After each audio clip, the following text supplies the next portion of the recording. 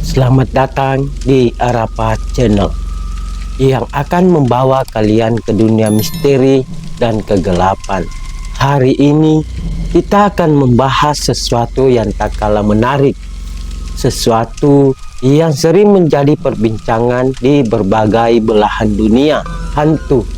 Tapi pernahkah kalian bertanya-tanya, apa perbedaan antara hantu di Indonesia dan hantu luar negeri?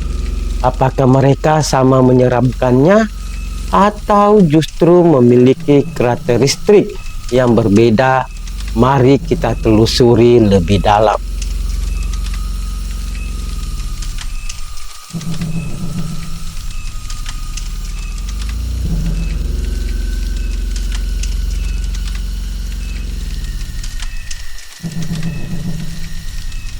Dunia ini penuh dengan kisah-kisah seram.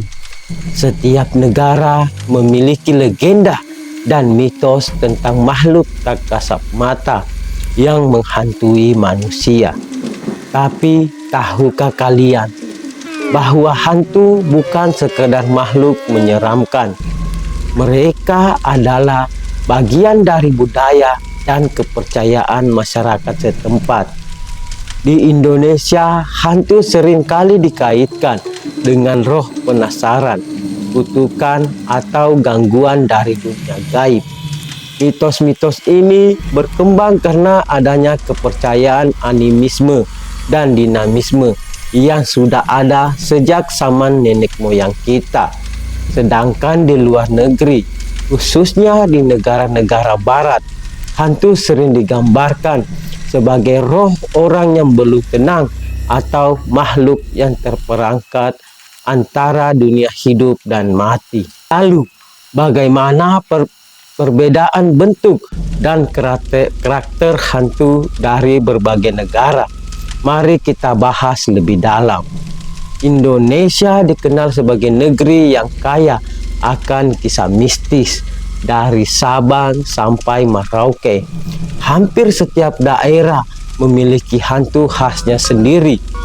Berikut beberapa hantu yang paling dikenal di Nusantara. Pertama, pocong.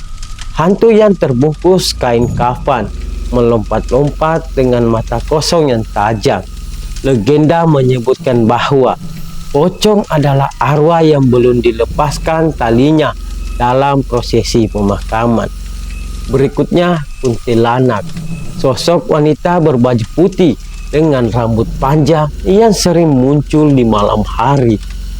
Kuntilanak dipercaya berasal dari arwah perempuan yang meninggal dalam keadaan hamil atau tidak wajar. Genderuwo, makhluk besar berbulu hitam yang sering menampakkan diri di pepohonan besar atau rumah kosong. Genderuwo sering dikaitkan dengan jin yang suka mengganggu manusia. Leak, sosok menyeramkan yang sering muncul dalam wujud kepala melayang dengan organ tubuh yang menggantung. Leak sering dikaitkan dengan ilmu hitam dan dipercaya bisa berubah wujud. Sundel bolong, mirip dengan kuntilanak, tetapi memiliki lubang besar di punggungnya yang memperlihatkan isi tubuhnya. Setiap hantu di Indonesia memiliki kisah dan latar belakangnya sendiri. Seringkali dikaitkan dengan mitos setempat dan aturan adat. Tidak hanya di Indonesia, negara-negara lain juga memiliki makhluk menyeramkan yang menghantui masyarakatnya. Berikut beberapa hantu dari berbagai belahan dunia. Pertama, The White Lady, Eropa dan Amerika. Mirip dengan kuntilanak, hantu ini digambarkan sebagai wanita berbaju putih yang sering muncul di kastil atau jalanan sepi. Banshee, Irlandia. Roh wanita yang dipercaya muncul untuk meratapi kematian seseorang. Jeritannya yang melengking menandakan bahwa seseorang akan meninggal dalam waktu dekat. La Llorona, Meksiko. Hantu wanita yang menangisi kematian anaknya. Konon ia menenggelamkan anak-anak yang ditemuinya di malam hari. Doppelganger Jerman, sosok kembaran yang menyeramkan. Jika seseorang bertemu dengan doppelgangernya sendiri, itu dianggap sebagai pertanda buruk atau kematian yang akan datang. Slenderman Amerika, sosok tinggi tanpa wajah yang sering muncul dalam legenda urban modern. Setelah melihat berbagai jenis hantu di Indonesia dan luar negeri, ada beberapa perbedaan mencolok yang bisa kita simpulkan. Yang pertama, asal-usul. Hantu di Indonesia sering dikaitkan dengan kematian tragis atau ilmu hitam. Sedangkan hantu di luar negeri sering digambarkan sebagai roh penasaran yang belum menemukan kedamaian. Wujud fisik. Hantu di Indonesia sering memiliki penampilan menyeramkan seperti pocong dengan wajah membusuk atau kuntilanak dengan mata merah yang menyala.